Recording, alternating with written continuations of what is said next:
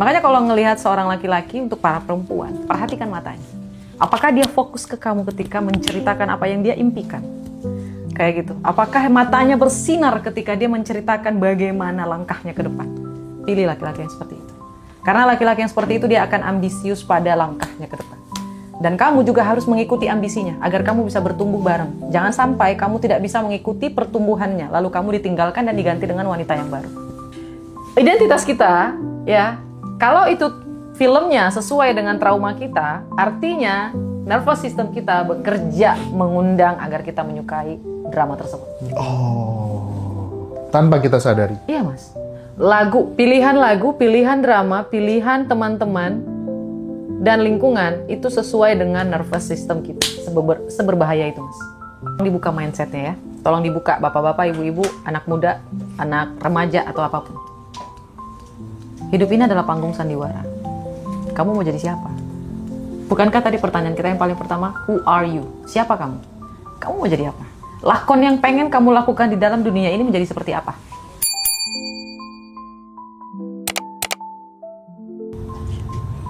Mas Hendra, kalau dari Feng Shui, Mas Habib akan jadi orang kaya. Oh, amin. Amin. Kalau itu yakin Nih, ya. dari hidung. Oh, Ya. oh bisa ya dia dari hidung? Yes. Mata. Dari mata. Dari alis. Ya. Bahkan dari yang paling utama adalah kuping. Kuping orang yang ada di sininya nih, tantangan Mas Habib nantinya adalah ambisinya. Apakah tindakannya sesuai dengan ambisinya atau dia akan ditelan oleh ambisinya? Tantangannya di situ. Kalau orang mau cepat mati bisa dari kupingnya ya? Bisa, Mas. Bisa ya? Bisa. Kalau itu kan ada pertandanya layu di sini. Layu ya? Layu. Ini baru dengar ilmu yang soal ini. Ada batang hidung, Mas. Kayak teman saya nih. Batang hidungnya lihat. Perhatiin lagi sama Mas itu. Agak sedikit lebih besar sama kayak Mas ini. Lihat tuh batang hidungnya. Itu batang hidung yang kokoh akan kekayaan. Kayak Saya Rozi gimana? Masya Allah. Saya sudah Kayak terbukti, sudah punya Kayak kehidupan gitu. ya. Masya Allah. Di sini Sama. mau ke Turki dia jalan. Wow, subhanallah. Ngurus Dan- visa kemarin ya. Kalau sukses itu bisa dari mata, Mas.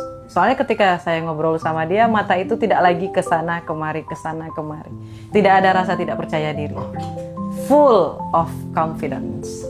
Kayak gitu. Oke. Seseorang bisa dilihat dari keberhasilan itu, apakah dia berhasil apa enggak nantinya itu dari pandangan matanya. Apakah pandangan matanya itu jernih? Apakah senyumannya itu tulus? Apakah gurat matanya seperti itu luar biasa. Terlihat kok, terlihat. Makanya kalau ngelihat seorang laki-laki, untuk para perempuan, perhatikan matanya. Apakah dia fokus ke kamu ketika menceritakan apa yang dia impikan? Kayak gitu. Apakah matanya bersinar ketika dia menceritakan bagaimana langkahnya ke depan? Pilih laki-laki yang seperti itu. Karena laki-laki yang seperti itu dia akan ambisius pada langkahnya ke depan. Dan kamu juga harus mengikuti ambisinya agar kamu bisa bertumbuh bareng. Jangan sampai kamu tidak bisa mengikuti pertumbuhannya, lalu kamu ditinggalkan dan diganti dengan wanita yang baru. Kayak gitu, Mas. Iya. Wah, keren. Ini kokoh juga ya. Tapi dari apa tuh namanya? Dari Ini narasi. terlalu lebar, Mas. Kalau kamu bisa menanggulangi, menerima banyak banget masukan dan kamu tegas, kamu bisa menjadi seperti Mas Hendra. Karena kupingnya sedikit mirip, tapi kamu lebih menantang. Kalau Mas Hendra masih ini nih, kupingnya yang di sini nih, yang di sini Mas, yang ini daun, itu kan tebal banget. Itu bijaksananya luar biasa. Bijaksananya luar biasa. Karena ada orang yang ininya, daun kupingnya terlalu pendek, itu orangnya pemarah. Sumbu pendek. Kenapa tuh? Ini mohon maaf ya Mas ya, saya agak tahu Ci. Saya contohin ya Mas ya. Misal kasih contoh Mas. Nah, misalnya nih kayak gini nih. Ini kan terlalu dekat ya Mas ya. Tidak, kalau kayak Masnya kan gembung gitu, bijaksana ya. Mas Roji itu ngambil keputusan terlalu cepat. Kalau sekarang kan udah mulai berubah. Iya, karena kita kan menulis ulang. Betul. Kamu itu sudah ada tuh cikal bakalnya.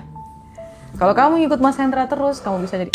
Saya tuh sebagai wujud peduli saya sama anak-anak tuh memang apa yang saya nggak suka karena itu akan berimplikasi negatif terhadap jalan hidupnya ya akan saya sampaikan meskipun pedas. Iya, itu Iya keren meskipun sih, dia nggak terima, tapi saya bilang jangan sakit hati ya. Ini karena aku peduli. Kalau aku nggak peduli sama kamu, iya kamu tak biarin aja gitu. Betul. Karena saya seolah-olah saya pengen menggaransi gitu. Iya. Kamu ikut saya tuh bukan hal yang apa ya? Iya berarti Bukan memang yang kebetulan. saya sangat yakin gitu ya dengan kita bergaul bersahabat kayak gini gitu, dan saya nggak pernah kan batasi soal apapun sama mereka, mau makan apapun berapa kali kita oke, hajar aja nggak masalah gitu ya. Tapi yang jelas kamu harus benar-benar bisa dipercaya jadi orang gitu. Habib itu sebelum Kak Roma ngomong kayak gini banyak teman-teman narasumber yang bilang ini bakal jadi orang top nih. Iya. Ya kan, karena dia mencoba untuk bener-bener sama orang tuh peka, belajar banget ya, tahu Iya. diri dan pinter, bahasanya juga bagus gitu Masya ya. Allah, tabarakallah. Attitude-nya bagus. Attitude-nya di atas rata-rata kalau Habib, di atas rata-rata, dan menurutku itu melebihi skillnya dia. Dan Habib tuh belajar terus, disuruh apa aja bisa, suruh apa aja bisa gitu ya. Nah makanya ini pelajaran buat teman-teman yang masih muda-muda. Trust itu yang pertama, yang paling utama sih ya. Betul, Mas. Asal kemudian kita udah punya trust gitu ya, akan banyak peluang-peluang yang akan dititipkan kepada kita gitu. Jadi buat teman-teman kru yang lain juga, ya kita tahu kan Mbak Dinda itu disuruh apa yang nggak bilang siap dia. Mau bisa nggak bisa kayak Habib, Dinda itu mesti siap aja dulu. Nanti kalau nggak bisa baru dipelajarin. Nah itu Setuju sih. itu, Mas. Setuju. Biasanya orang yang budi luhur yang menginginkan yang terbaik untuk orang di sekitarnya.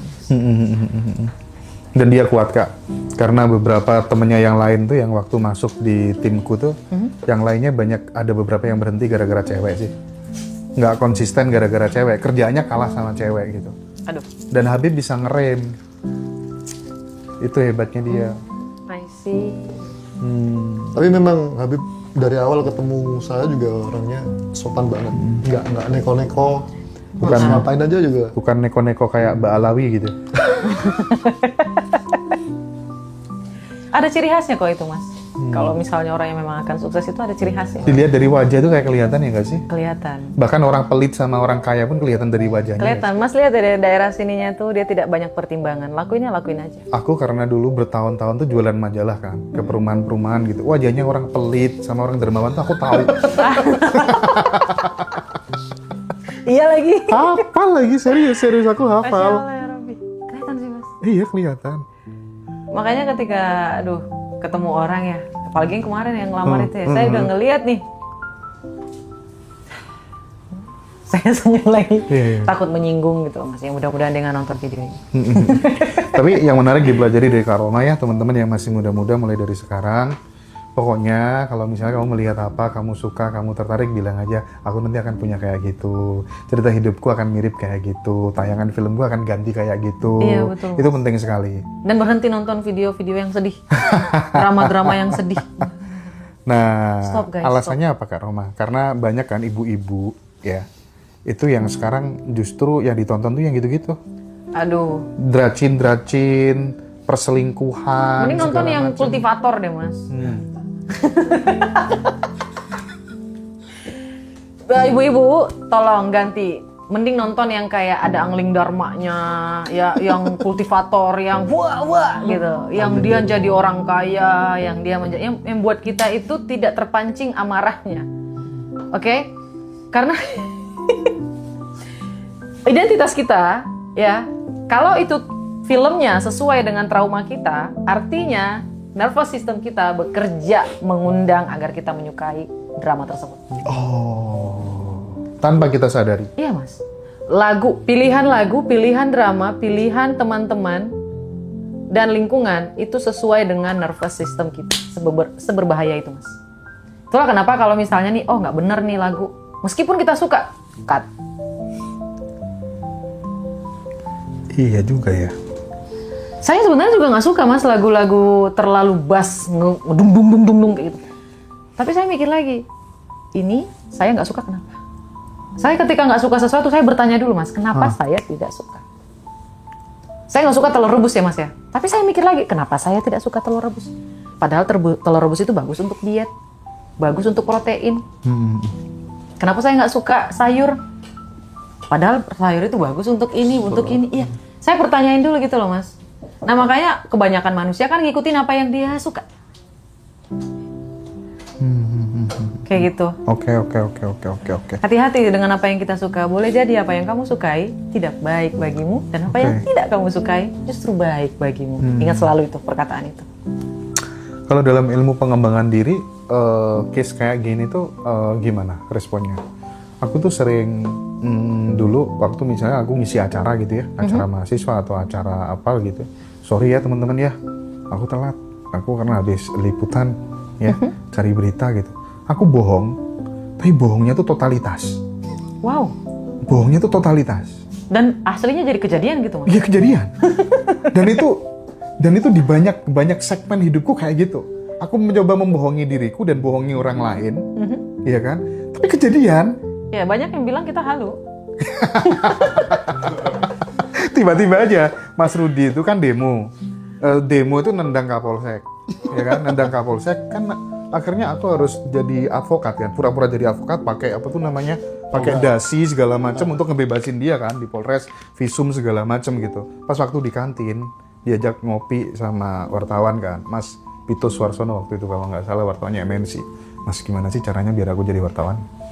Kamu nggak punya waktu ini. Udahlah aku serius mas. Akhirnya disuruh bikin lamaran dan masuk kan, dan lain sebagainya gitu.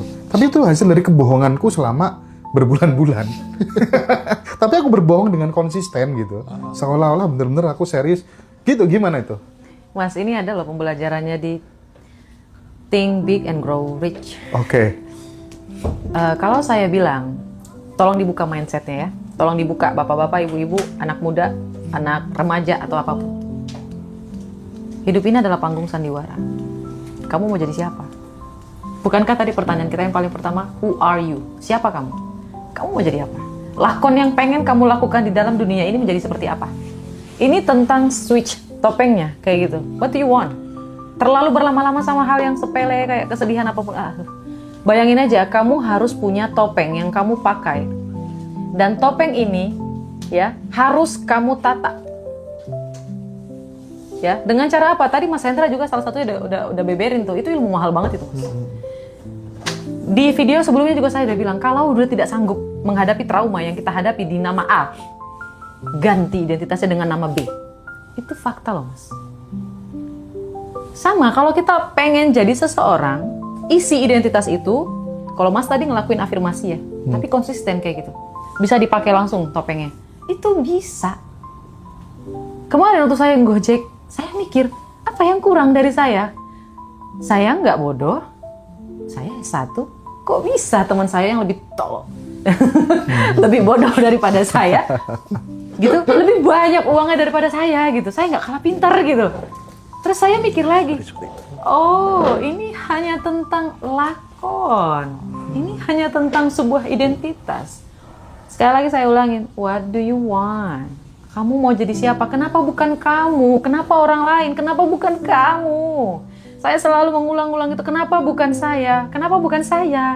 Yang ada di dalam ruangan itu, yang ada di dalam mimbar itu, yang di atas mimbar itu. Kenapa bukan saya? Kenapa saya nggak bisa? Dia bisa, why? Nah, ini keren banget nih. Iya Mas. Aduh, aku sebenarnya pengen mengakhiri percakapan ini, tapi baru muncul. Rozi tahu lah sejarahku bagaimana. Meskipun aku dulu belum punya uang, aku selalu hobiku teraktiri semua teman-teman. Apapun itu gitu sih ya. Dan seperti yang cerita tadi itu Kak, aku menyebutnya itu sebagai train. Jadi aku bener-bener mentraining diriku seolah-olah aku sudah hidup sesuai dengan kemauanku gitu. Iya, itu kan lakon Mas. Ya. Kita harus udah mulai play dong lakonnya. Ini orang bisa apa enggak? Tapi masalahnya kebanyakan orang tidak percaya loh Mas. Oke. Mereka nggak percaya. Ini mungkin setiap orang itu punya topeng, percaya atau tidak? Setiap orang itu punya topeng. Kamu pakai topeng apa? Kalau kamu mau di rumah pakai topeng A, ketika kamu mau naik ke mimbar pakai topeng B, ketika kamu mau pergi ke ini pakai topeng C, ya itu beda-beda. Percaya atau tidak, menerima atau tidak, kamu harus punya identitas. Kalau nggak punya, ya jadi orang yang biasa aja, nggak apa-apa. Ini hanya untuk orang-orang yang berambisi besar, memiliki cara seperti ini. Iya. Kalau tidak punya ambisi, ya lakukan aja, legowo aja. Hiduplah seolah-olah kamu sudah berada di sesuatu yang kamu idealkan dan kamu mimpikan itu ya. Betul, Mas. Meskipun seolah-olah. Ya. Tapi kita karena kan benar-benar permainan berlatih lakon. ke situ gitu ya. Ya, simple tapi memang ya gitulah. Percaya lakukan, kalau nggak percaya ya udah. Iya. Seolah-olah udah punya suami baru. Oh, itu betul, Mas. Ya. Betul, Ibu. Ya. Bayangin aja nanti list restoran yang mau dia datengin untuk ngedate, jalan-jalan, Ya. kota yang ingin dijalanin, baju couple yang ingin dipakai, Iya, kayak iya. gitu.